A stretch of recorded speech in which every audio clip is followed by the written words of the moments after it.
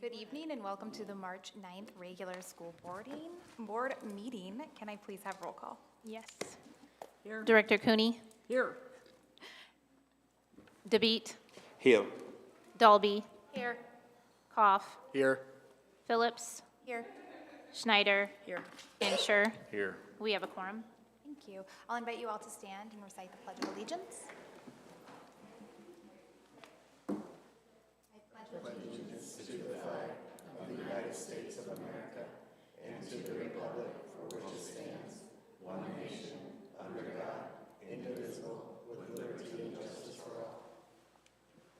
Thank you. Welcome to all in the audience, our visitors and media representatives, and we will start the meeting with our student board representative report. Thank you. We're so excited to be back for another month, wrapping up third quarter, as it is conference week, which is exciting. Candy's gonna start it off with some stuff about our activities at the high school. The MHS Symphony Band and Susan Clark Junior High 7th graders had their concert last Thursday, and then the MHS Wind Ensemble Band and Susan Clark 8th graders had their concert last Friday. The MHS Choir had their concert last Wednesday, and the orchestra concert will be tomorrow in the MHS Auditorium at, I believe, 7. And then the MHS Dessert Concert fundraiser is today at MHS Auditorium at 7 p.m. Please go. The admission is $8 for adults and $5 for students K through 12. The FFA banquet was last Thursday, and 14 FFA students advanced to state last week at districts, and 10 are alternates. The mock trial team has their scrimmage against Davenport Central on March 22nd, and the regional competition is Wednesday, March 25th at St. Ambrose, and a group of 24 kids are leaving for China on Thursday this week. Muscatine High School senior Talon Becker was named to the Mississippi Athletic Conference top team Monday. MHS senior Spencer Bia was also a second team selection. Adrian was an honorable mention as well. Muscatine boys basketball finished the season 18-5 and was runner-up to Bettendorf in the MAC. They also reached their first state final in 8 years. Junior Zena Stolfus made the Mississippi Athletic Conference's top team for girls bowling, and senior Owen Riley was a second team selection on the boys' side. Nathan Seek and Zoe Stolfus both received honorable mention. For girls basketball, senior Ella Maynard was selected to the Mississippi Athletic Conference's second team, and senior Leo Los was an honorable mention. For swimming, Santi Diaz, Jay Balachandar, and Maddox Warren were recognized for first team in the Mississippi Athletic Conference. And Will Levins and Owen Loosman joined the trio, making second team All-MAC as well. Coach Judd Anderson received MAC Coach of the Year, and Sebastian Elias received honorable mention for the Athletic Conference. Girls soccer had a meeting yesterday to kick off the season, and the girls track and field apparel store is now open. Additionally, senior decision day for the class of 2026 has been scheduled for May 1st. The high school is looking for adult volunteers for this year's Carnival After Prom Extravaganza, also known as CAPE. And students 8th through 11th grade are currently choosing classes for the 2026-2027 school year. Again, the dessert concert for the choir department is tonight, so when you guys are done here, you should swing by the high school and watch me perform for the last time. And get dessert. And that's it. Thanks. Thank you. Are there any questions for them? All right, thank you both. We will move into the citizen speak portion of the agenda. If there's anyone in the audience that would like to address the board, you have 3 minutes to do so, and the board per Iowa law cannot respond. Please state your name and address. Good evening. I'm Cassandra Calderon, address 2667 Tom Sawyer Road, Muscatine. Go ahead. Okay. So I'm here tonight because I had sent an email to all of you. I had attended a meeting conversation, the community conversation last month, and sent a follow-up just, to thank you for the time that you provide, and did not receive a response. So I questioned that. And because of that, I'm here tonight to kind of go over a few things that I mentioned in my email that you may or may not have received. For an extended period of time, there's been an educator within our district who, without clear justification, has been allowed to engage in ongoing harassment, bullying, targeting of both students and her colleagues. Numerous reports have been made over the past several years by multiple individuals, not just myself when I was an employee. The prolonged delay in taking decisive action with this educator has resulted in years of continued harm to students and staff, repeated violations of this professional ethics. These are current concerns are just a layer of the outstanding and longstanding issues that have originated from this educator. Some of the reported issues include, and are not limited to, the following. Spanish-speaking students ignored, yelled at, emotionally traumatized, outright refused support, frequently told that they cannot be assisted by that teacher because of their lack of knowledge in Spanish or ability to speak Spanish. African students routinely disregarded, left without adequate support. The trauma from these kind of situations, I don't have to tell you as educators, mistreatment and repeated mistreatment can be directly related to ACEs, which we have all been trained in. Research shows us that that kind of long-lasting and profound actions can impact a student's academic performance, mental health, and long-term well-being. EL students have been encouraged to waive their programming and are not placed in appropriate resources targeting their English instruction or intervention. In some cases, refused service altogether. Paraeducators have been treated harshly, disrespectfully, or accused of not doing their jobs. Administration is well aware of this. And they continue to fail to intervene, thereby neglecting to protect the rights of minority employees and students. We will have to ask you to stop. That's okay. 3 I minutes. just wanted to get the majority of what was there. I do have a copy for you. For whatever reason, nobody responded, so it is kind of alarming. May I hand these to you? Thank you. Yeah, sure. Clint, this came to you as well. So just, I don't know why they didn't get received. And I copied it directly.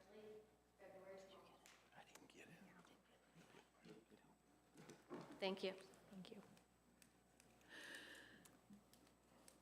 Anybody else? The next portion of our agenda is the Board Targets and Goals Report. Students will graduate prepared for post-secondary options. Muscatine schools will utilize resources effectively and equitably, and students will learn in a positive and supportive environment. Under that item, we have a paraeducator professional development with behavior support presentation by Jen Fredley and Paige Williams.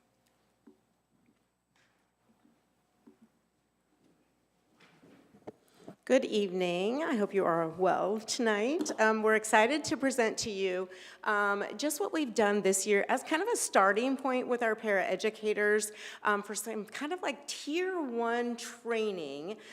This year, we dedicated 2 solid days, professional development days for paras. And so we had them in a district training. And so we're going to tell you a little bit about that. I am going to tell you who's here with us tonight. It's myself, Jen Fridley, and Paige Williams. And then we have a couple of our support people. Christina, come on up. This is Christina Bryant from Susan Clark Junior High as a safety liaison. And Heather Mills is a paraprofessional at Susan Clark as well. And so they volunteered to kind of share some of their experiences with you tonight. Our goal tonight is to kind of provide this professional development offered and how it aligns with our current MTSS structure. And so you have heard over the last couple of years how we have started to implement our MTSS system at a district level. And once you kind of get to this point of implementation, you have to identify where are your gaps. When we look at implementation and say, you know, things are progressing this way and we start to measure things, one of the pieces that we really identified was our training for our paraprofessionals. And we know that they are when you see our system of support here, you know that they are in the middle of this triangle. They're everywhere in our triangle of Tier 1, Tier 2, and Tier 3 supports. We began our training at that district level with our district vision card and our plan with our environment and instruction teams, and we laid out that framework. We determined who in each building would be facilitating those teams and working together with that. Our paraprofessionals were included in that. And so you can see along the side, our professional development is kind of a pipeline into instruction and environment. And so we really identified, we do really well with professional development for our teachers, but where are we missing that with our paraeducators? And so we've asked them for some feedback. We asked our principals, and last year we designed our calendar to support those 2 full days of paraprofessional learning. And so that was October 10th and February 13th. So we just had those days with those paraprofessionals, and Paige is going to kind of talk to us a little bit about what all that entailed. Okay, so like Jen said, this year the district had 2 full days of professional development for our paraeducator team. That included nearly 200 participants from across the district. So building aides, our special education paras, our transportation aides were all included in these training opportunities. Our goal was to provide them with role-specific learning and really emphasize some behavior management and de-escalation strategies so they could feel empowered to take on that work in their roles. So our first session, like Jen said, took place on October 10th. So we had a full day of training. This was the learning menu for the day. We started at the board office. We had high probability practices for behavior management and de-escalation. So that was our really fancy title for saying that not any practice is going to work with every student 100% of the time. So we talked about how to increase our probability of positive outcomes through these high leverage practices. So this was an opportunity for us to embed some training with our paraprofessionals that aligns with the professional development that many people have been getting at the building level. So one of the pictures here shows the SERVE model. So the SERVE model comes from Character Strong, and it's an acronym, and each of those letters stands for a set of high probability practices that we want to see universally with all students across our district. The other part of this time had to do with how do we de-escalate students who are already having a hard time and are already struggling with some maybe risk behaviors. And so we focused on de-escalation, what the signs are of each level of escalation of behavior from the students, and then how staff can appropriately respond to those levels of risk behavior. The other option that everyone was given the opportunity to engage in were online modules. Autism-focused intervention resources and modules is called AFFIRM. They're really high quality training modules. We've used these in the past with our district behavior support team as ongoing professional development. They have modules specifically designed for paraeducators. So we ask that our paras spend some time engaging with one of those training modules as well, knowing that there would be opportunities at the building level and in the future to engage in more of those modules. On February 13th, we had another full day of training. This time we used, we had multiple sessions. So we had all of our paras engage in Medicaid training. So that was facilitated by Rachel Terry. They also engaged in some training with Jamie and Anna Raymond from HR on FERPA and confidentiality, and then they got to spend a full hour with me going over essential concepts of behavior. So what this looked like was we took pieces of, just like there's a science to reading, there's a science to behavior. So I put together a curriculum that outlines those essential concepts. Everyone was given an overview, and then as building cohorts, so multiple buildings were together, but smaller group cohorts, they selected one essential concept to dig in really deeply into. So there is now a learning menu that we can use in the future, and again at the building level, for ongoing professional development with our paraprofessionals. Another thing that was really exciting and I was really happy to help provide were some opportunities for recognition of our paraeducator teams. So we tried multiple avenues, a layered approach, if you will, for some staff recognition. So the first that we embedded into both of our training days were staff nominations. And so prior to our professional development, between myself and HR, we put out a Google form where staff were encouraged to nominate their colleagues for just going above and beyond. And so they were celebrated in front of their colleagues at our training. You can see there's a slide there that kind of shows the person who was selected, and then it was verbatim what they were being nominated for. So that was a really exciting thing to do because we have some really amazing people, right? And we want to make sure that we're encouraging them and recognizing them for all of the things that they're doing day in and day out. The second thing that we did in both sessions was some participation raffles to encourage more people to participate. So it is really challenging for some adults to be actively participating and raising their hand and making this learning really engaging. So we utilized a system for encouraging that. So we had raffle tickets for people who participated and were willing to speak in front of all of their colleagues. And then we drew a ticket at the end that had a nice little gift basket.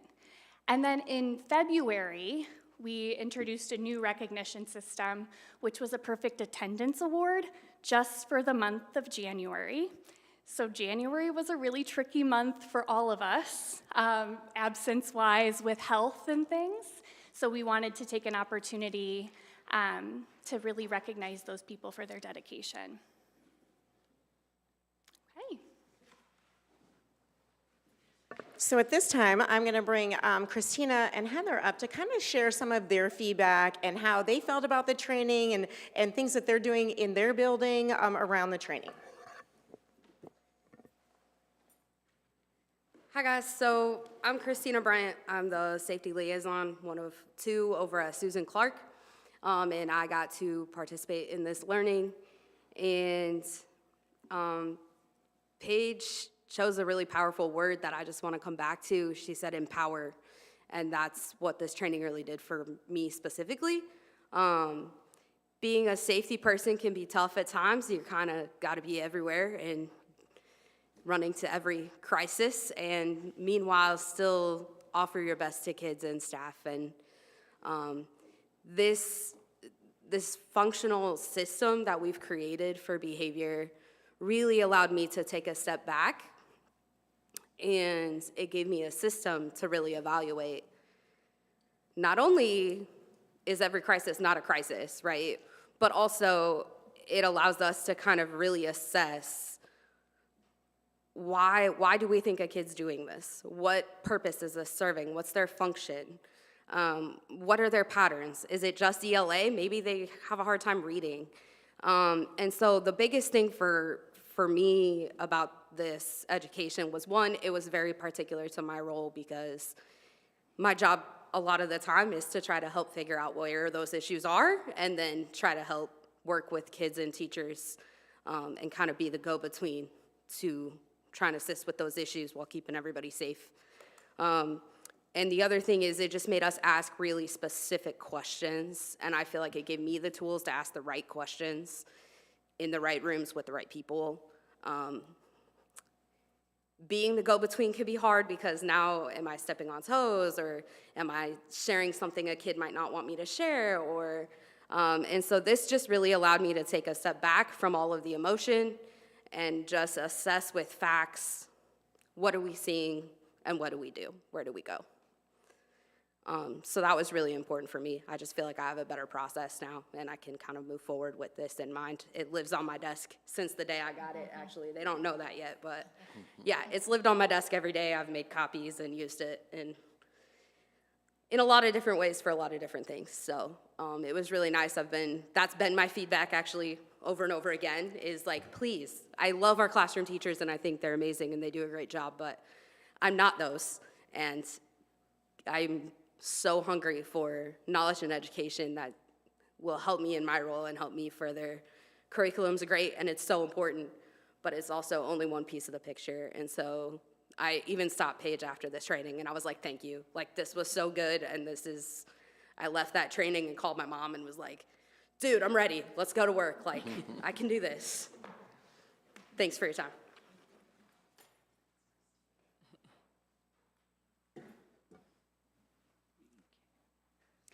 Hello, I'm Heather Mills. I'm a special education para for Susan Clark Junior High. I kind of talked to a couple people, so this is kind of, well, I should say, tried to talk to most of the paras at Susan Clark, so this is kind of collaboration of things that were mentioned to me. In regards to the training that was provided for us paras, specifically on February 13th, there were a lot of mixed reaction from the Susan Clark para staff when asking the colleagues how they felt about the training from both the CTT that we had and then the PD. I was told that during the CTT training, some paras felt that they were ignored or that it was unnecessary for them to have the collaboration with the teachers. These paras weren't even sure why they were there to have the experience of the CTT. They just didn't know what subject they were supposed to go to, you know, how to interact with the teachers. The teachers, some of them didn't pull them in and ask them, you know, what would you like to know, what's going on? I personally was one of those paras that did get to do the CTT, and I was able to work alongside the amazing staff that we have at Susan Clark in the math department. During our CTT, we were able to discuss in depth, like the students' abilities that we'd been noticing in classes, and obviously we have many different students' abilities. We were able to plan for the different types of smaller groups that we work with. These groups were the students of needing extra support, students needing maybe a slower pace of learning, more hands-on help, students that were learning at their general regular pace, and students who also wanted that extra challenge or even enrichment. Maybe their scores weren't high enough to be in the enrichment math or the higher math, but they still wanted that challenge. They were challenging themselves personally, and we were wanting to try to give that to them. With this idea, being new to the students, there were mixed feelings. It was asked by Lynn Sterner, the teacher I mainly work with. She'd asked the students. Some of them liked the idea, some of them didn't. But I'm hoping that moving forward, this might be something that we can maybe try to implement again, maybe have greater success. As for the PD itself, that was held here at the Admin Center, there was varying opinions again from the Susan Clark staff. Some felt that it was pointless. Some understood the point and were satisfied with the knowledge that was given, and some paras were left asking even more questions. How are we paras to help students better when we don't fully understand the student's specific learning goals, capabilities, or needs? Why does this specific situation call for para support? When are paras to step in or step back to aid students with specific tasks? We know as paras, we have limitations and boundaries, and we try to keep them boundaries as best as possible. But there are statements, there was a statement that was said that it'd be nice to know the specific needs of each of our students that we work with. Since this professional development was about behavior, knowing that a particular student that somebody works with has a behavioral goal or need would be beneficial. This isn't always the case. We've come across and noticed. Things are kind of sliding through the cracks, and we just wish that them cracks were filled. Many paras still going into the end of the school year don't know what's what with their students, and again, want them cracks filled. It's a big problem with, as the training seems to be useless to some of them when they don't know specifically if they're working with a student with an IEP or a 504, what they're doing. Sometimes they're just told, oh, well, redirect. And it's not always a case of redirecting, especially if it becomes something of behavior management or de-escalation. Redirecting isn't always going to be the case, and if you don't know more about that specific student's needs, how are we as paras supposed to help that teacher or co-teacher or even a sub? The big problem that was mentioned in the training seems to be, sorry, I lost my place. This is a big problem, and the training seems useless to some when they don't know. Many paras also learn better with more hands-on or a visual approach, live scenarios, just like with many of our students and the different ways that they learn. Some paras would feel that training, being put into a scenario, having somebody, give us a scenario that we can work with. What are our options? What can we do with this? What's the best choice, instead of just having the visuals and videos and such. More hands-on is one thing that was mentioned.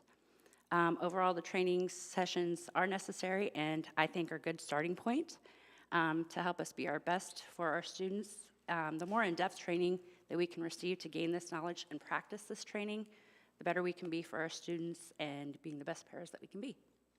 Thank you.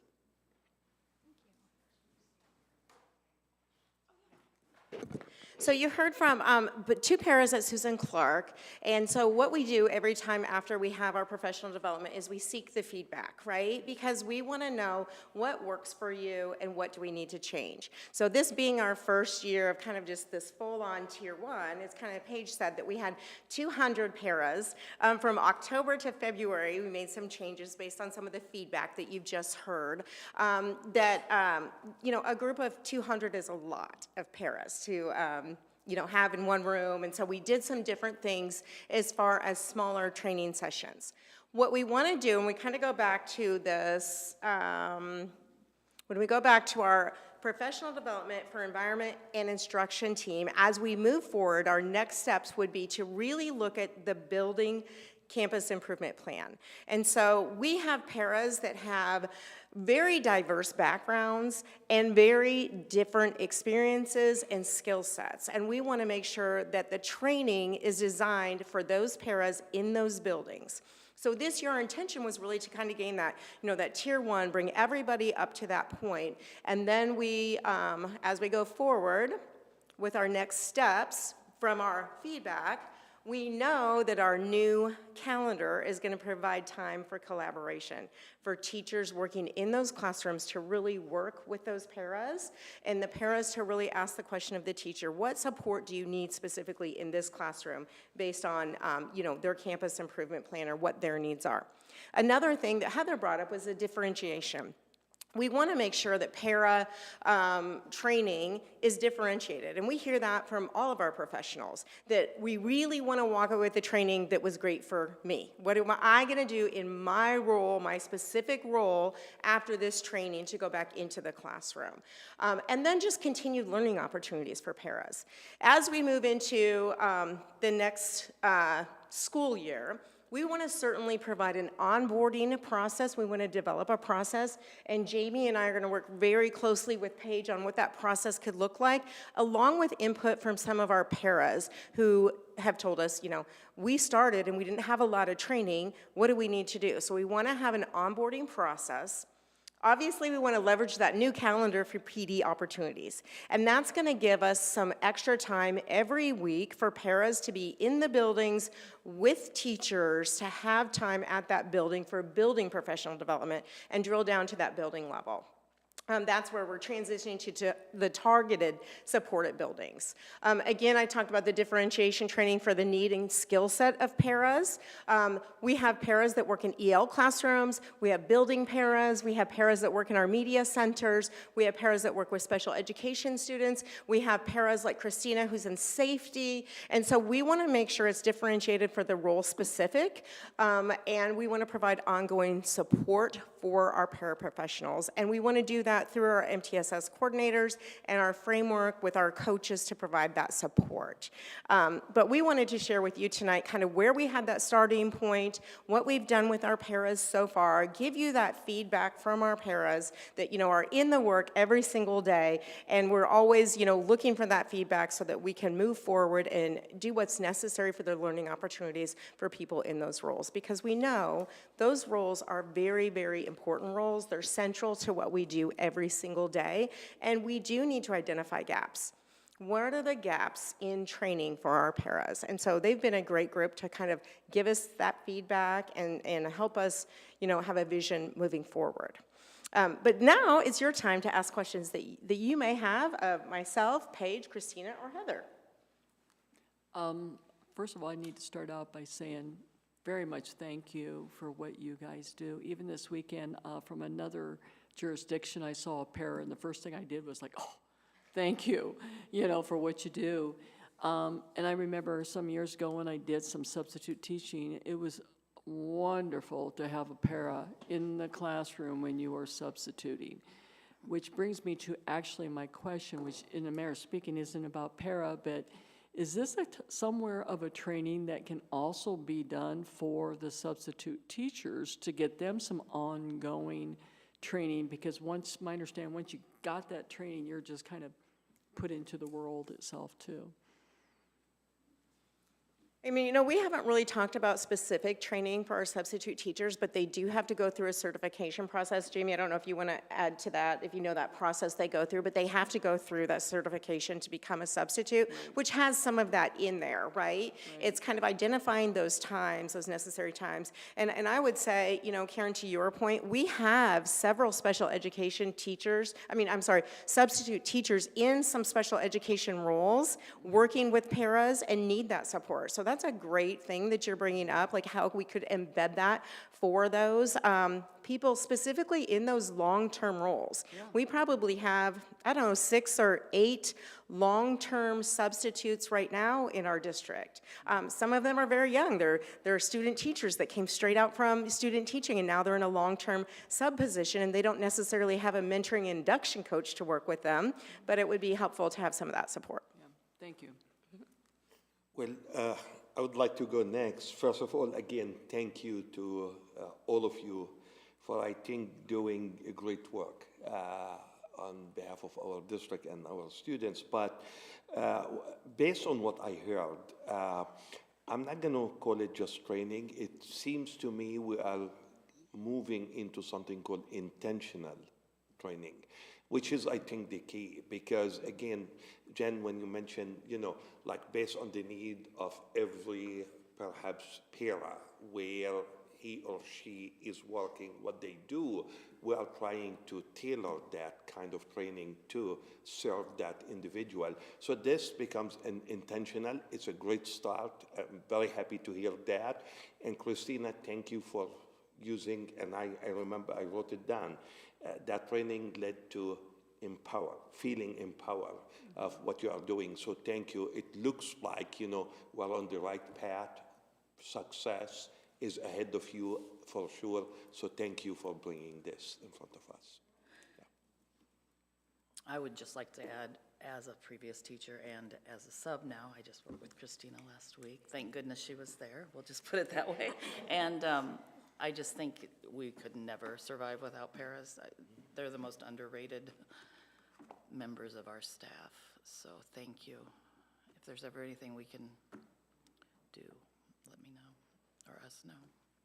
Heather, I was really happy to hear you talk about CTTs and, sort of folding paras into that work, because I think that's exactly where you need to be. Oftentimes our students spend more time in direct contact with paras than they do classroom teachers, and I think that that's actually some of the most important work that paras can do. So I hope that, individuals that maybe feel like that's not a table where they feel comfortable at, I hope they'll continue to show up and, remain open-minded, and at some point they do feel like that's definitely a place for them. So thank you for sharing that. I think, Carrie, like to your point there, Susan Clark kind of took on I would say they were a little step ahead. They decided their whole, their campus improvement plan was really kind of around that, working with all staff in CTTs. So those 2 days that we did have, February 13th and October 10th, we had half the day that was district training and half the day was campus training. And so not all paras received the Affirm module training. Some campuses, like Susan Clark, chose to have their paras enter that CTT time. And so that's kind of, new territory where we're intentionally using that time to make sure they have that better understanding. Because like what Heather mentioned about, if you're a para and you're working with a student and you don't know their behavior intervention plan, right? How are we doing with the fidelity of that behavior intervention plan? So we've got to create that time. And so we're really excited about that calendar moving forward to have some of that time to do that. Thank you, Jen. I have a follow-up question Sure. for you. For me, Yes, do you feel like time is the barrier in, bringing paras on and sort of getting them up to speed with those behavior plans? So I would say time is a big thing, right? And I always tell everybody this about time. We can't create more of it. So we have to look at it differently and say, okay, what are we going to do with the time that we have, right? And so we need to be really intentional about that time that we have. And so we can always ask for more time, but we have so many hours a day. So what are we going to do with that time? And I think we're taking that step to intentionally say, our paras, the work they're doing, if we don't invest in that time and in their learning, we're missing a big piece in our multi-tiered system of support. And so that's where we're intentionally going. And I would have to say, too, that, Paige and our environmental team, they work very closely with training some of those paras on those behavior intervention plans. And so they get in the schools and spend that time with paras doing that, modeling those things, and we just need to get better at that. Real quick, just as somebody who was a para, I'm very happy to see that MCSD has really invested in personal development for paras. I know, like, within my last few years, it started to kick off a little bit more, and so it's a useful tool, and I think paras really need to take advantage of attending the personal developments. So I appreciate the work you guys are doing. Been there, done that. I know it can be rough.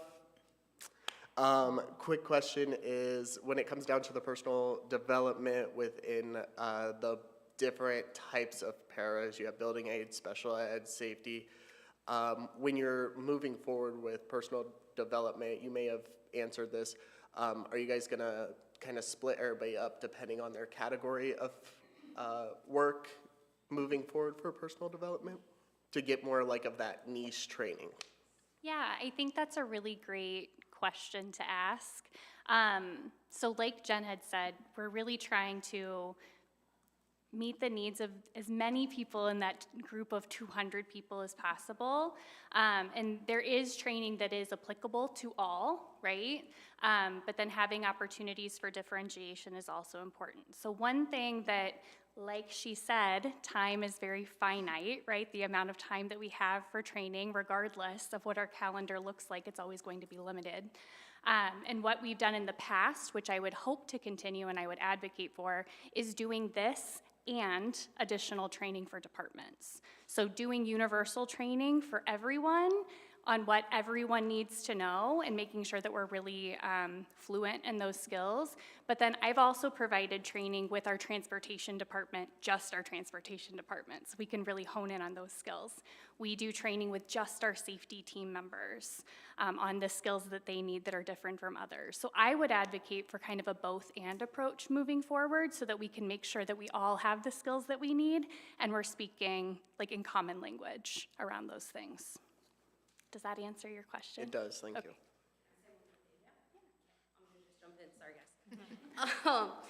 At the February training, one of the ways that they divided us, we spent some time with the high school folks, and that was really powerful for me. That's not a group of people that I get to interact with, honestly, very much. You know, there's a couple days beginning of the year, a couple days at the end of the year where we're very social with each other and connected, and then, you know, we get in the thick of it, and I think we tend to lose each other in that a little bit. And so it was really cool to get to come back together with those people and do some learning together for our secondary students. just because what we see at secondary can differ a lot from what we see at elementary, and I think that's really important, and I hope we get to continue doing that as well. I love that you used the word hungry because you're like, I have a tool, I'm ready, let's go. And then as Heather was sharing her comments, I felt that all of those were a little hungry too. Like they're like, okay, you just gave me all of this and now what? Like that's a lot, thanks. So I love that they're looking forward to part 2 instead of just being like, don't sign me up for another one. At least I hope that's the thought process, because it is hard to go and sit with classroom teachers and spend a whole day of something that you don't know. I think it would be equally beneficial, and maybe this is already happening for some classroom teachers and classroom paras, to kind of have that opportunity too, to say like, what is the expectation in this classroom? I think sometimes you walk in and there's this automatic like hierarchy, and then there's some nerves and when do I engage and when do I intervene and what am I allowed to know or not know? And so I hear some of that in the comments too, and I just think it's all really good. So thanks for doing that. Any other I'd just like to say that hopefully going through this process makes you feel like you are appreciated and in this district, and you are an integral part of the educational process. So thank you for all you do. Thank you. And I also just want to follow up and say, thank you to Paige, Christina, and Heather for being here tonight. And it was just important. I think it was a good opportunity to just remind that some of the comments, some of the themes we've heard from our DDE survey over the last several years has been around paras, training, collaboration, behavior, discipline, supports, all those pieces. And this training really started to help move us in that direction. And again, we want feedback, right? We're not going to hit the mark every time. There's things for us to get better and learn from and grow from. And I think it also sets the stage for where we're going next year and how that can look. And we're going to have more time with our paras, with our teachers than we've had before. And so I do think it's moving us in the right direction. And again, I want to make sure you heard kind of some of those opportunities and some of the things we've been working on with them in response from the things we've heard from them over the last several years. So again, thanks for being here tonight. And if I could just say one last thing, I'd really like to thank our HR department. Anna and Kaylee and Jamie really jumped in to help both para days, because that is a lot of people, and say that they just jumped in to help. And Rachel, Terry, and Paige, it was quite an undertaking. And as we did go through some feedback, we thought, did we try to get too much? I mean, I think we felt, oh, we have our paras, we get to spend this time, and we want to do all of these things. So we're, really taking that feedback to really think about time, right? What's the most important in the time that we have? And so that's how we're going to move forward. I can also tell you that day in this building, there was a lot of laughter. There was a lot of applause. So I know they were having a good time as well. Thank you. We'll move to our superintendent update. All right, so I just have a few things I want to update just quickly. From a legislative update, we got the SSA finalized. We kind of talked about that previously.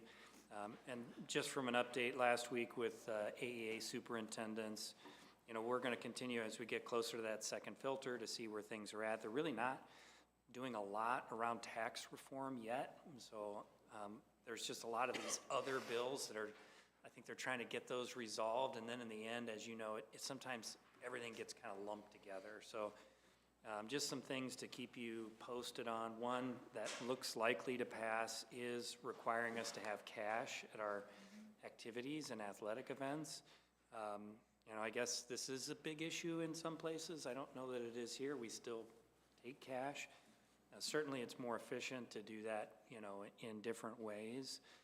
And also for our community, a lot of our senior population can get the free pass anyway. But again, we'll follow the law if that gets passed and move forward with that.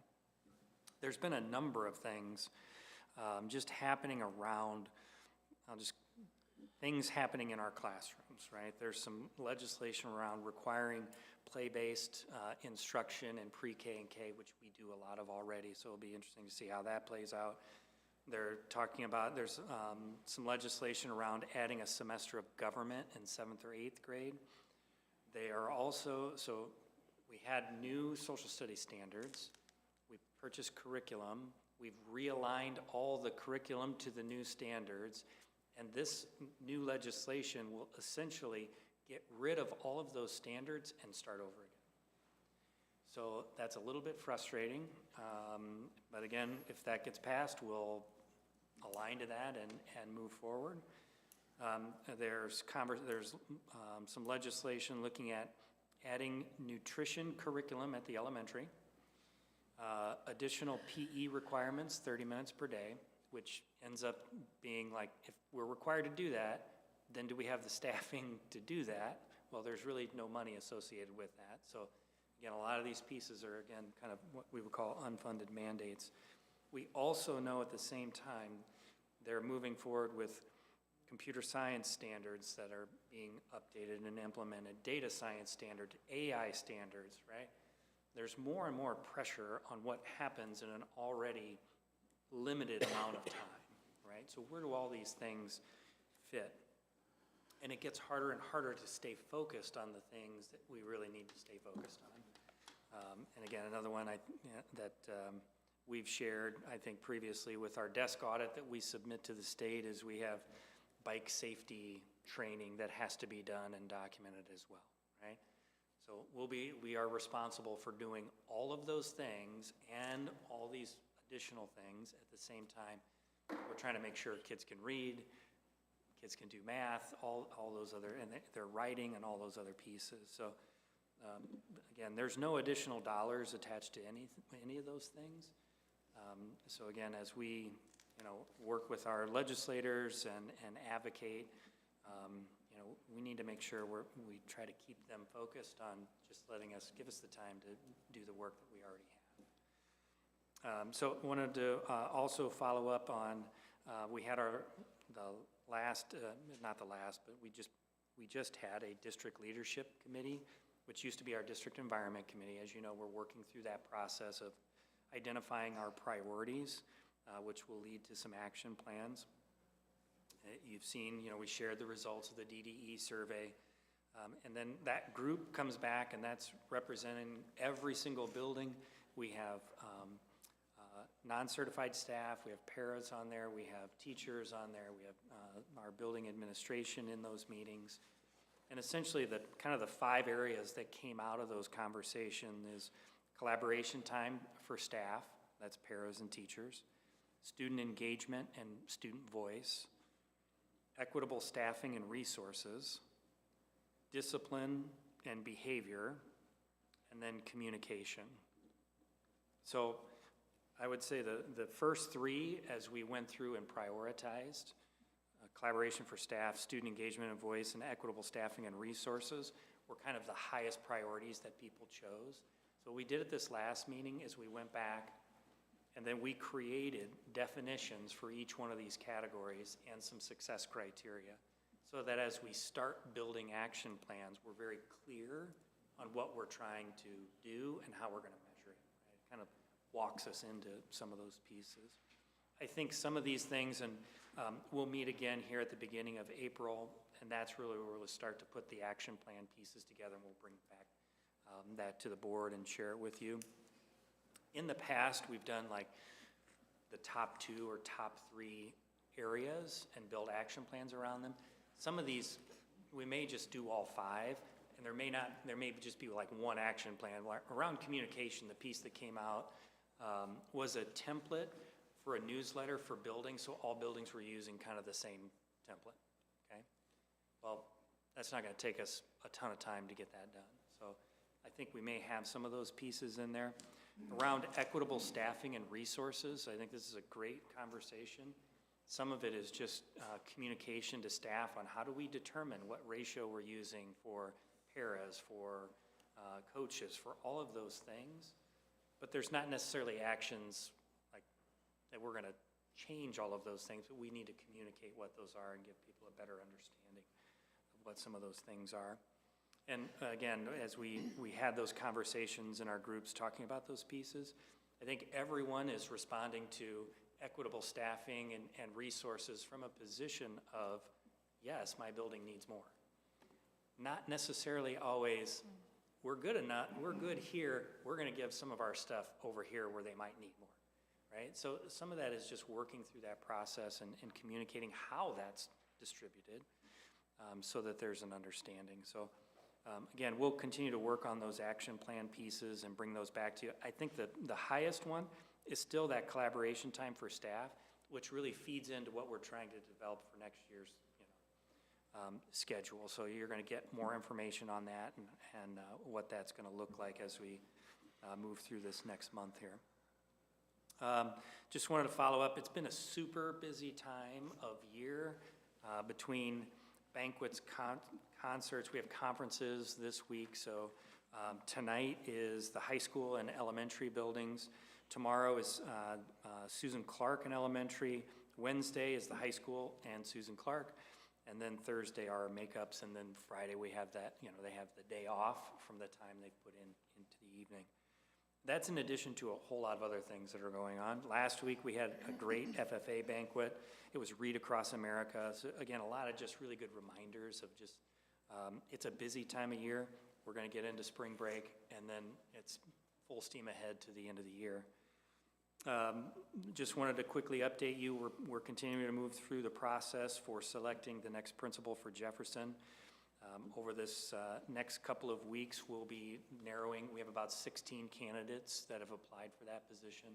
We'll work through the process of narrowing that down through some screening interviews, and then we'll have some larger process where we have staff from the building.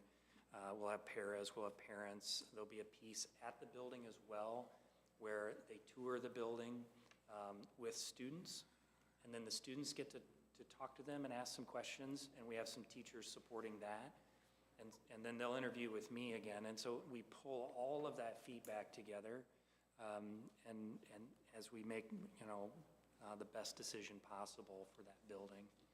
So that process is moving along. The goal, and I have no doubt that we'll hit that goal, is to have a candidate recommended to you on April 13th for approval.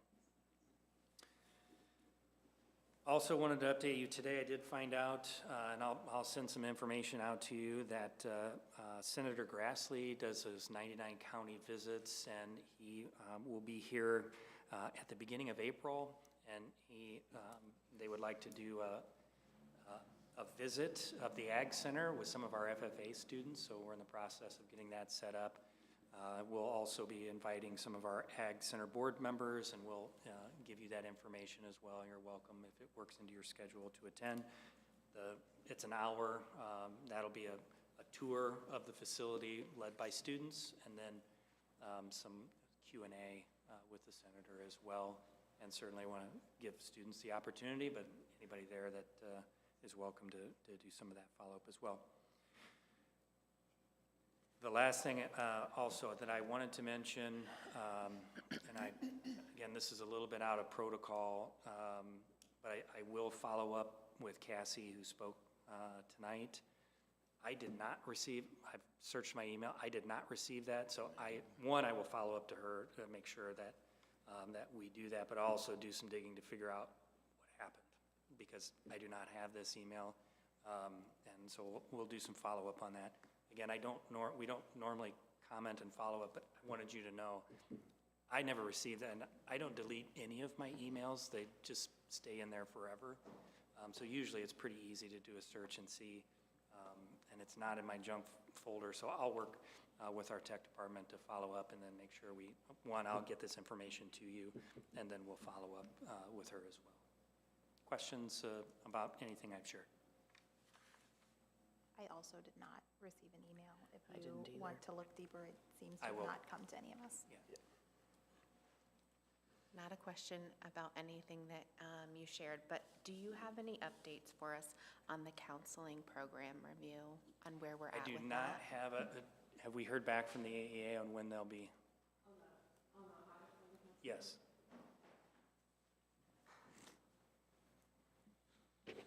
Yes, our counseling program review will start after spring break, and we'll have our counselors, they kind of do an audit of their time for a week, and we're looking for the kind of the perfect week when we have scheduling and testing and all of that going on. We're just looking for a good week that would be like a normal week, right? And then so they will do that, and then there will be some visits. We currently have met with all of our counselors to ask for their feedback from a program review.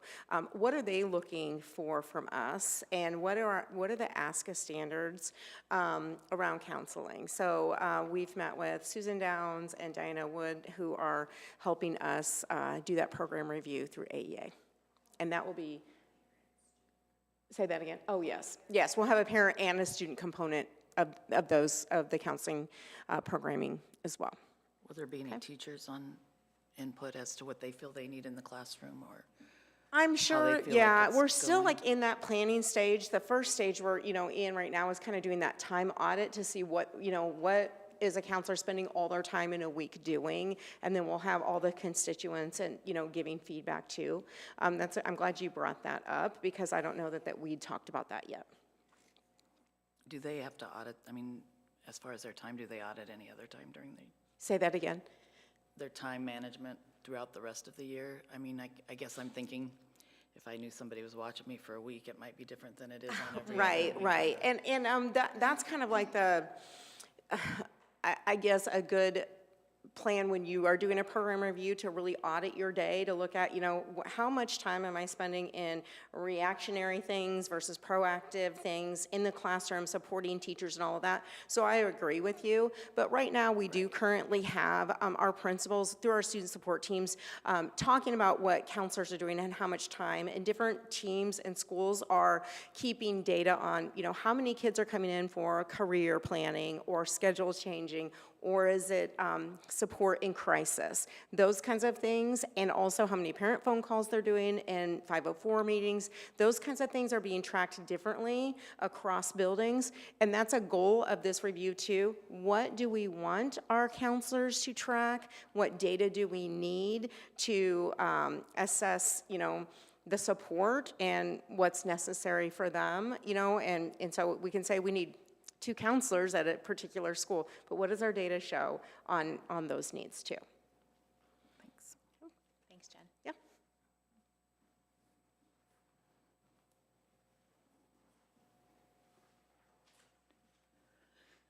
That's all I have. I can just tell you, I was spring feeling break like we should've can't paused. come soon enough, That's typical of this time of year. I will say, we've had better weather than we typically do in winter, so to speak. So even though you feel like, well, people should just feel better because the weather's been a little warmer, they just need break, right? We need to get to break here. There's a lot of great things going on. And then again, we get right into testing and end of year stuff, and things just fly by. So, and also there's been a lot of illness going around. I don't know if you've noticed that. So that's also just been putting a stress on the system. So that's my update for this evening. I think I'm gonna have to watch it back and then let you know if I have any questions. Not a problem. That was a big update. It's a lot. Anybody else? All right. We'll move to the consent agenda. The following items are considered to be routine by the Board of Education and will be enacted in one motion. There will be no separate discussion of the items unless a director requests, in which event the item will be removed from the consent agenda and considered in its normal sequence. That is to approve the minutes of the February 9th regular session and the February 23rd work session, approve bills and claims dated March 9th, approve employment recommendations, approve policies that have no minimal or required changes by law, approve special education contract for the tuition out services with Iowa City Community School District and Muscatine Community School District, approve the special education contract for tuition out services between Storm Lake Community School Districts and Muscatine Community School Districts, and to approve the Iowa Local Government Risk Pool Commission Natural Gas Program Participation 2026 to 2027. What are the wishes of the board? I make a motion to approve the consent agenda. Need a second? I'll second that motion. All in favor say aye. Aye. Any opposed? All right. right, items requiring action. Our first is to approve the change order to Spin Turf LLC for the Muscatine Community School District Replacement Practice Turf Project in the amount of $32,056. Are there any questions? Or I guess I need a motion first, sorry. I'll make a motion to approve it. And then a second. Second? All right, any discussion or questions? I have one quick question. Do we have any, like, contract with anybody to come and clean or, like, maintain our turf? Do we do that in-house? We mostly do it in-house, but every once in a while on the older fields, I will get a contract. I will bring in a company to just do a real thorough one, but for the most part, our maintenance team does it. And I think now, because we have more turf everywhere, it just, like, we used to have more mowers because we had a lot more Sure. grass, right? And so we're set up a little bit better to do more of that ongoing maintenance. Okay, and that was just kind of my question. Do we have what we need to be able to maintain this Yep. appropriately? Yeah. Any other questions? All right, we have a motion and a second. All in favor of approving, say aye. Aye. Any opposed? Approve the 2026-2027 agreement with the Muscatine Education Association. I make a motion to approve the 26-27 agreement with the Muscatine Education Association. Second. All right, is it Denny? Yep. Or Karen? Any questions or comments? All right, all in favor, say aye. Aye. Any opposed? Approve the following resolution. Resolve that the Board of Directors of Muscatine Community School District will levy property taxes for fiscal year 2026-2027 for the regular program budget adjustment as allowed under Section 257.14 Code of Iowa. Take a motion. I move to approve. Second. All right, any discussion surrounding that one? This is where, I guess, does it make sense to just one last time try to be able to, of course, for our audience, exactly what this means for doing this levy of property taxes? So, yeah, if you remember back to the work session, so this is typically something that happens every year because because the funding formula is based on two things, enrollment and state supplemental aid. So those two multiplied by each other is regular program district cost. If the next year, we're guaranteed 101% of this year's regular program district cost for next year. And if that formula doesn't work, number of students, so we have a new number of students times state supplemental aid, and we use 0% because at the time we didn't know.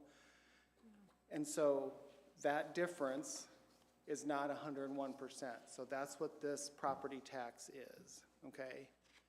So, don't mean to drag this agenda item out, but you know, the state has put in funding all of the additional levy with $42 million, I think, across the state of Iowa. So we're approving this tonight, even though we probably won't need it, but we don't, I mean, I think every year I bring this forward, whether we need to use it or not. Because, you know, next year, when we're doing fiscal 28 budget, and there's not $42 million at the state to cover, you know, this additional levy, you know, we'll be back with needing to approve this again. So you're approving this now, and we'll put it on file, and then it'll probably make a lot more sense next month when we actually approve our budget. So, okay? Thank you. Yeah. Sorry, that was a long story. It's not easy to talk about, but I tried to explain it the best I could. It always is good to say it more than one time Yeah, because absolutely. of that. Yeah, okay. Thank you. Any other discussion? We have our motion and our second, so all in favor say aye. Aye. Any opposed?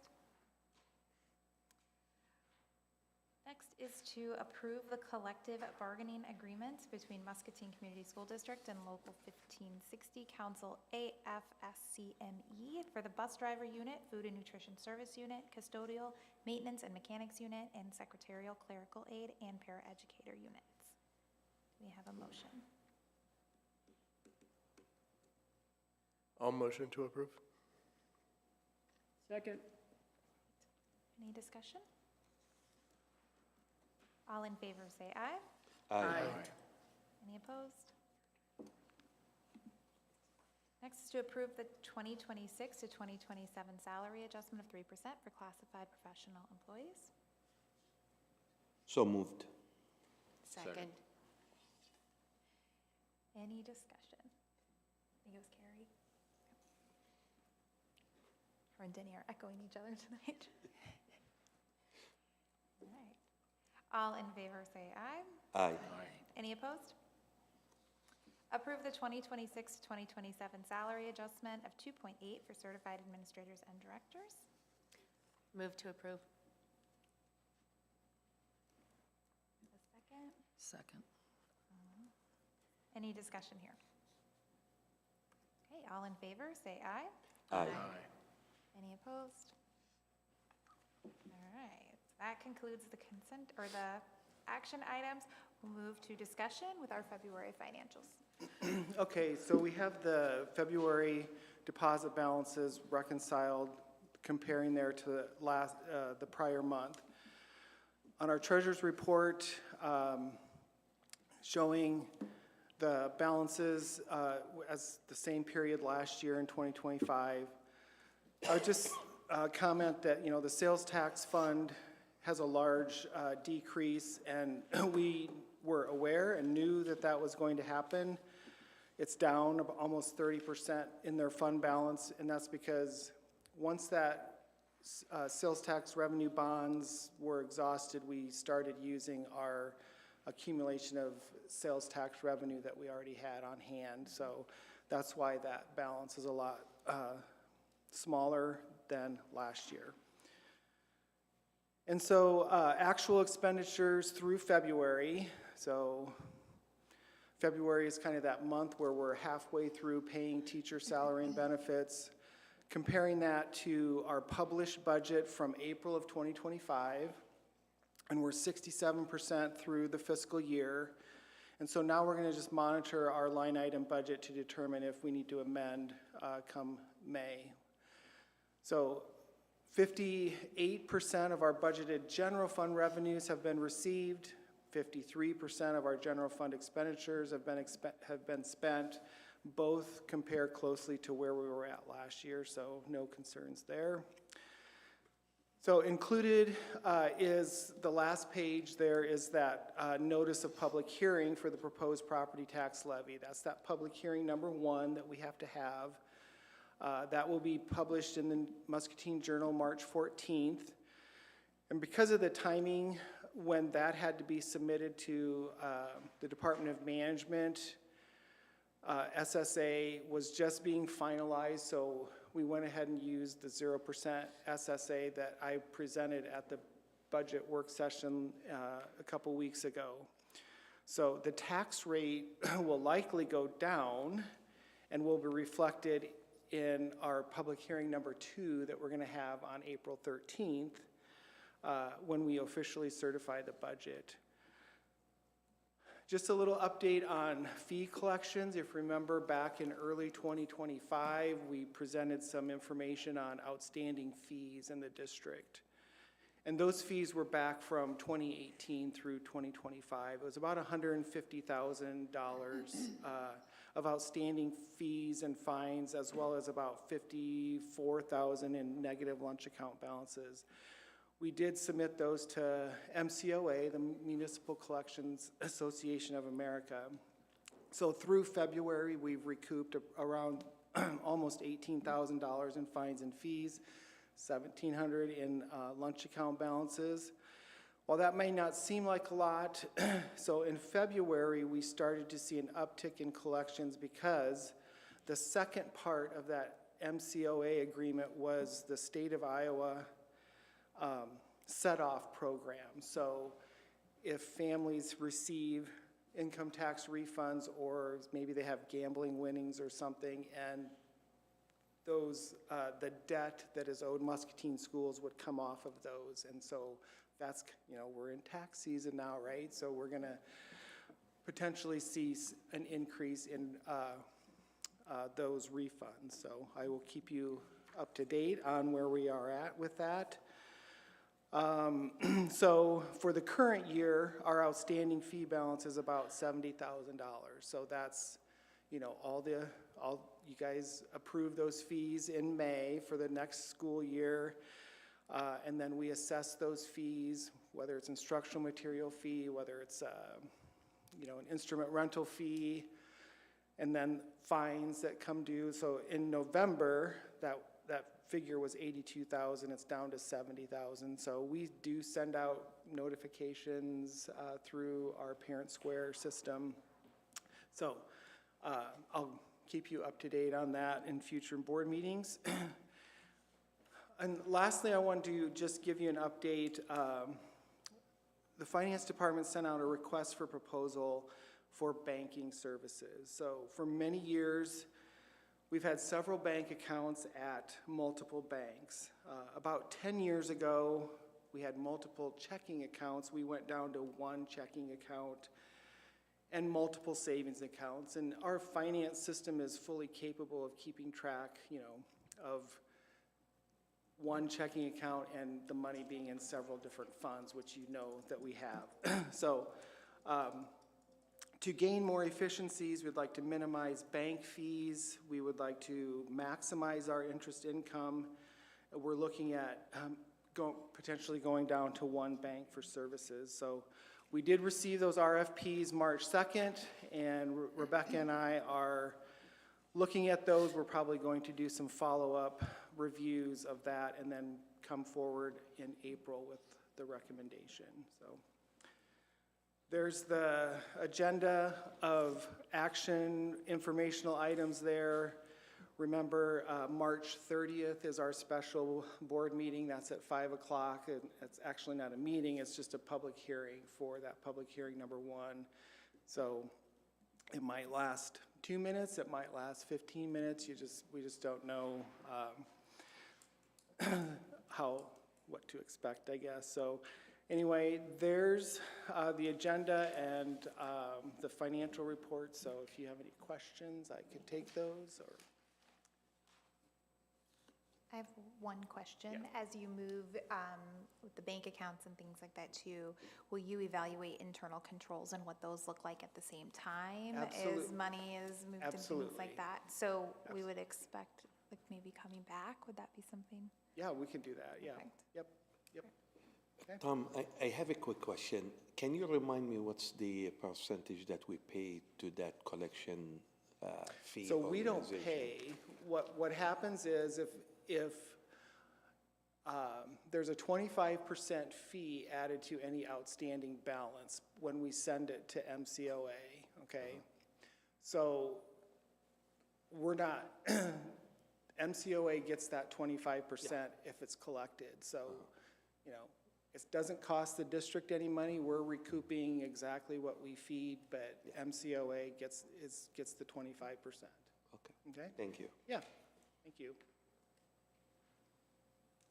Thank you.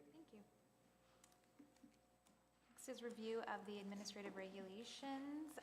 We have Regulation 102 for equal education opportunity grievance procedures, and Regulation 710, this is .01, school nutrition program, civil rights complaints procedure, administrative regulations. Any discussion on those?